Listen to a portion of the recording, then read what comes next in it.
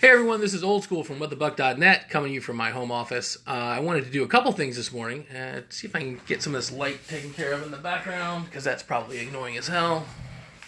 There, that's better. First, I want to send a thank you out. There's a lot of chatter online, all the different fan groups, and it seems to kind of pop and drop. And, you know, whether you're a Buckaholic or a stick carrier or whatever you are, what's great from my perspective right now, and I did a video about this about, 3 or 4 weeks ago, is that people are excited about the Buccaneers again. And as a longtime fan, that is something that has been a long time coming. What's up, Derek? It's good to see you, brother. And I want to thank all of them. You guys know that aside from doing what we do with What the Buck around the Buccaneers and the tailgate and all that sort of stuff, we also do a lot of charitable work. And we kicked off our school supply drive. We had some things go not the way we wanted, and we needed some help from our listeners, our fan base, our supporters, whatever you want to call yourselves. In less than 12 hours, we've already hit 33% of our goal. $6,000 raised was our goal. We're already at about $2,000, and that's because of you guys caring about what we do in the community. We're trying to get 600 kids backpacks who wouldn't otherwise have them. So thank you if you've done that. I'll drop the link in there if you haven't seen it. It's on our Twitter feed. It's on our Facebook feed. Whether you can donate $10, it's about $10 to stuff one of those backpacks. We've already got 600 plus backpacks available, so we just need to stuff them. But I want to thank all of you who've participated. Now, off of the charitable side, which is certainly part and parcel to what we do, I want to remind you we got a podcast coming up Thursday. We'll have Pat Donovan from WDAE on. But I saw Brian Baldinger's trip to Tampa Bay, and I know someone made a comment about him saying he was in Clearwater when he had the really bad picture of Clearwater Beach behind him. And this discussion about offensive line has been one of the areas of contentions, bones of contention amongst the fan base and the pundits since last season. I'll have a quick article going out today about it as well that'll recap some of this in case you don't like consuming video content. Good morning. But when I hear that there's no upgrades, I want to reiterate a couple of things here.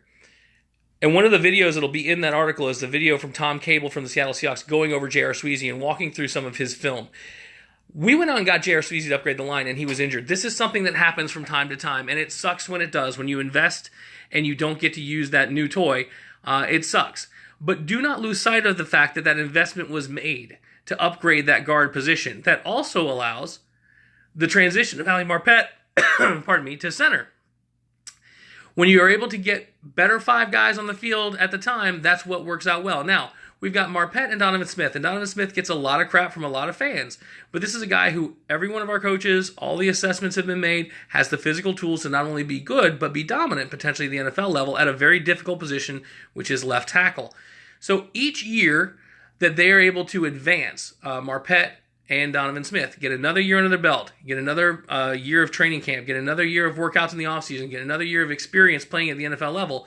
Those guys, if you believe that they were good investments, which I do, and I know a lot of you fans do as well, they will continue to get better.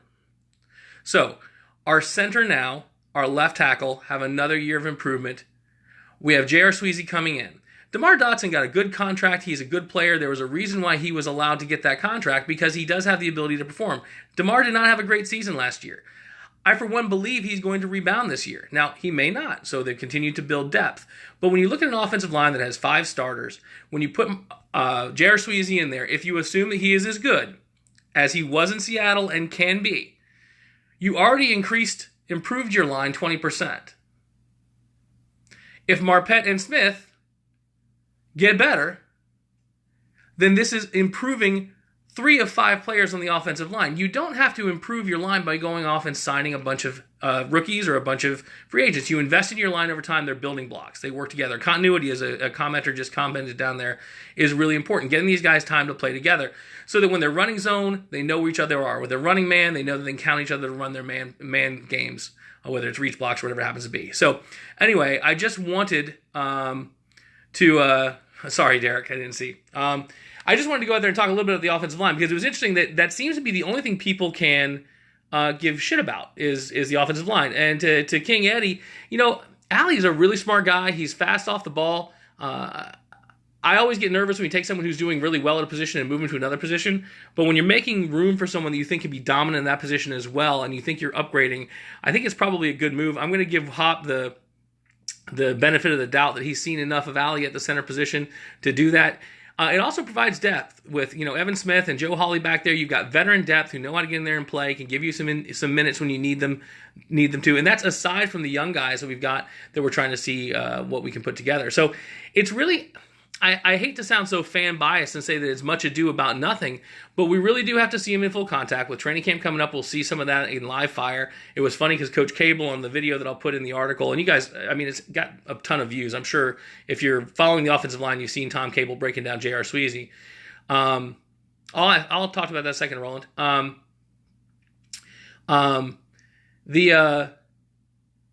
Cable talked about Sweezy's nastiness, and Mark and I talked about this on the podcast too. This is a guy who's going to finish. Right.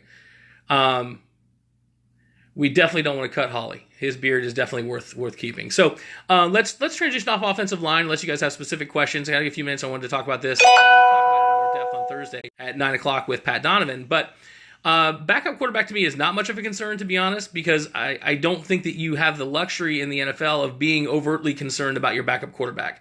I think that by going out and shoring up that position, you may not like the Harvard guy, but when he has time, he can deliver the ball. He's a bright guy. He'll know the offense. I think he can make the throws. I think he's an upgrade to what we had. I am in the extreme minority. I get it, and I'm not trying to open this can of worms that I think Colin Kaepernick would have been an interesting look. I think the fan reaction would have been bad. That kind of sucks. But we can talk about the political stuff on a different Twitter handle, not this one. But I think that going out there and getting him makes a lot of sense. It does look like a tiara, doesn't it? That's funny. So backup quarterback doesn't concern me too much, to be honest. I think they were fine. If you get to your backup quarterback, you have a bit of an issue anyway, right? There are very few teams who have made it into the Super Bowl and through the run with a backup quarterback. It has happened rarely, but I think in Jameis we trust, as they say, from Pat and his crew over there, and apparently in Madden as well.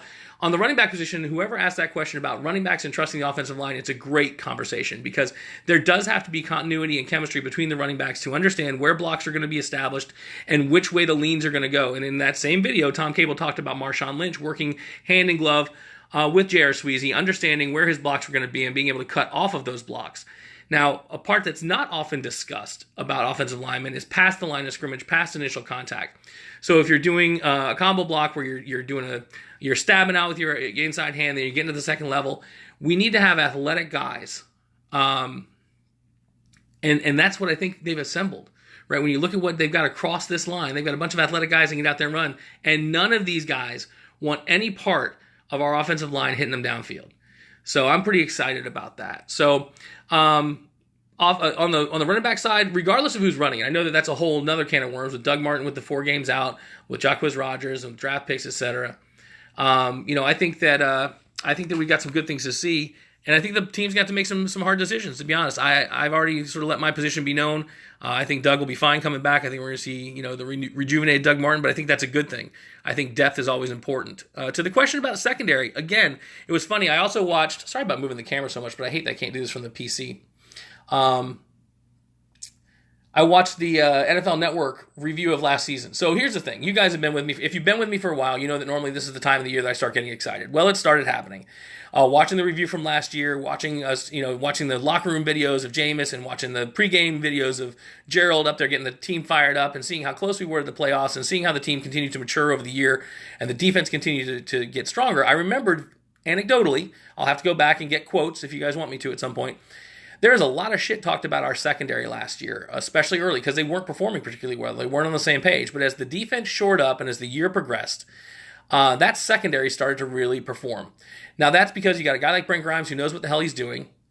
You've got Hargraves getting to learn the system, and you've got safeties fighting through injuries and performing well. You got guys like Tandy showing up and playing big, Conti showing up and playing big, even though he's the favorite whipping boy because he certainly has been beaten before. But when you talk to guys in the game, they say when he's healthy, he's a very solid safety. So the question is, are we going to have the best back four in the NFL? No, probably not. But do we have to? Are they going to be sufficient, right? With the additional pass rush that I believe we're going to get from that front seven, I think that this secondary is I think they're going to be overrated in some ways because I think they're going to have more opportunities to perform because they're going to have rushed passes. They're going to have hurried, agitated passes. We talk about all the time where it's not always just the sacks. It's when the pressure gets to the quarterback and makes that quarterback make a bad decision. This secondary is opportunistic.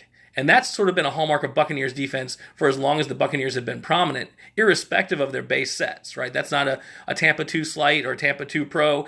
It's our defense, our culture, our team culture has been one of opportunistic defense. A front seven that gets after the quarterback, creates opportunities for turnovers, but then the conversion of those opportunities into turnovers and ideally into points, right? It's not just about getting stops. Make that defense score too, right? So, here's the thing, guys. I get why everyone's excited. I get why there's a renaissance. I get why there's rejuvenation in the fan base because, damn it, we've brought in a bunch of talent. Dirk Cutter's got these guys playing good football. Mike Smith's got them playing good football. It is a fun time to be a Bucs fan. So, I'll drop that offensive line article out there as well just to remind folks, but it was really interesting. I don't know why I'm surprised. National guys have a tough job. They got to cover 32 teams. They got to try and be insightful and interesting and get their updates quickly. They don't have a chance to dig down and get to know some of these other players. But for people to have just ignored J.R. Sweezy just does surprise me. Now, he could come out and that back injury could resurface and we could just be totally boned and only be looking at the offensive line improvement of Ali and Donovan advancing another year. So that could be our reality. I hope it's not. I hope to see J.R. Sweezy do the things that J.R. Sweezy has shown he can do at the NFL level, and I hope that means the kind of great things it can mean for our offense here in Tampa Bay and for a great season. So anyway, we'll see you guys Thursday night, 9 o'clock, whatthebuck.net. Just click on Listen Live. We're on Mixlr. Podcast is up afterwards. And again, if you've donated to the backpack campaign, really appreciate it from the bottom of our heart, regardless of your crew that you're with, the Buckaholics and Stick Carriers and all you guys out there and our What the Buck guys. We really appreciate it. We'll have some big tailgate announcements coming out here soon, too. We got our sponsors lining back up. We're going to be back over at 3316 West Ohio with the only Hall of Fame tailgate in Tampa Bay. Would love to see you guys out there. So go Buccaneers.